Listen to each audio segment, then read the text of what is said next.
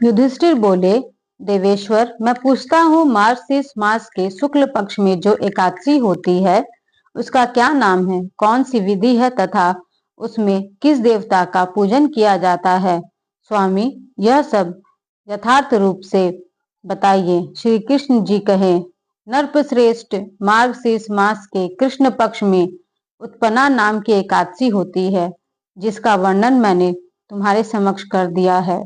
अब शुक्ल पक्ष की एकादशी का वर्णन करूंगा, जिसके श्रवण मात्र से वाजपेय यज्ञ का फल मिलता है। उसका नाम है मोक्षा एकादशी, जो सब पापों का अपहरण करने वाली है। राजन, उस दिन यज्ञ पूर्व तुलसी की मंजरी तथा धूप दीपादि से भगवान दामोदर का पूजा करना चाहिए। पूरे विधि से ही दशमी और एकादशी का नियम पालन करना उचित है। मोक्षा एकादशी बड़े बड़े पातकों का नाश करने वाली है। उस दिन रात्रि में मेरी प्रसन्नता के लिए नृत्य, गीत और स्तुति के द्वारा जागरण करना चाहिए। जिसके पितर पापवश नीच योनि में पड़े हों, वे इसका पुण्य दान करने से मोक्ष को प्राप्त होता है। इसमें तनिक भी संदेह नहीं है। पूर्व काल की बात है, वैष्णवों से भी विभूषित परम रमणीय चंपक नगर में विखानस नामक राजा रहते थे। वे अपनी प्रजा को पुत्री भांति पालन करते थे। इस प्रकार राज्य करते हुए राजा ने एक दिन रात को स्वप्न में अपने पितरों को नीच योनि में पड़ा हुआ देखा। उन सबको इस अवस्था में देखकर राजा के मन में बड़ा विस्मय हुआ और प्रातः काल ब्राह्मणों से उन्होंने उस स्वप्न का सारा हाल कह दिया।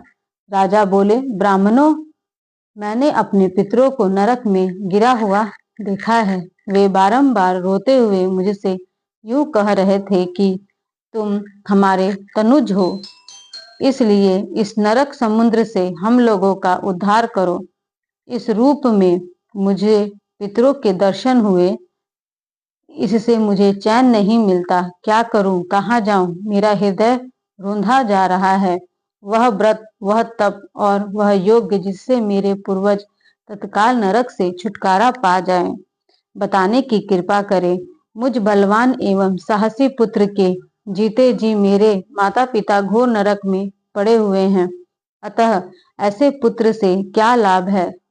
ब्राह्मण बोले, राजन, यहाँ से निकट ही पर्वत मुनि का महान आश्रम है।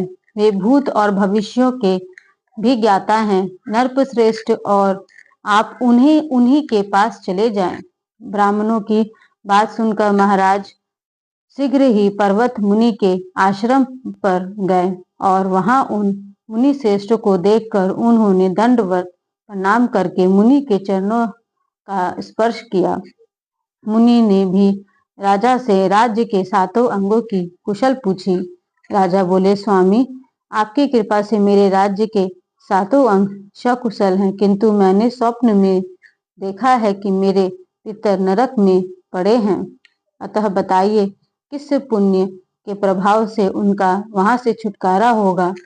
राजा की यह बात सुनकर मुनि श्रेष्ठ पर्वत एक मुहूर्त तक ध्यानस्थ रहे।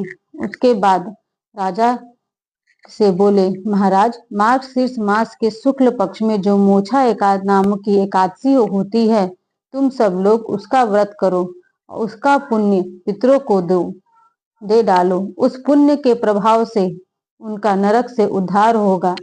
भगवान श्री कृष्ण जी कहते हैं, युधिष्ठिर, मुनि की यह बात सुनकर राजा पुनः अपने घर लौट आए। जब उत्तम मार्गशीर्ष मास आया, तब राजा मुनि के कथा अनुसार मोक्षा एकादशी का व्रत करके उनका पुण्य समस्त पितरों सहित पिता को दे दिया। पुण्य देते ही क्षण भर में आकाश से फूलों की वर्षा होने लगी। वैशाखनस के पिता पितरों सहित नरक से छुटकारा पा गए और आकाश में आकर राजा के प्रति यह पवित्र वचन बोले, बेटा, तुम्हारा कल्याण हो। यह कहकर वे स्वर्ग में चले गए। राजन, जो इस प्रकार कल्याणमयी मोक्षा एकादशी का व्रत करता है, उसके पाप नष्ट हो जाते हैं और मरने के बाद भी वह मोक्ष प्राप्त कर लेता है। यह मोक्ष देने वाली मोक्षा एकादशी मनुष्यों के लिए चिंतामणि के समान समस्त कामनाओं को पूर्ण करने वाली है। इस महात्म्य के पढ़ने और सुनने से वाजमय यज्ञ का फल मिलता है।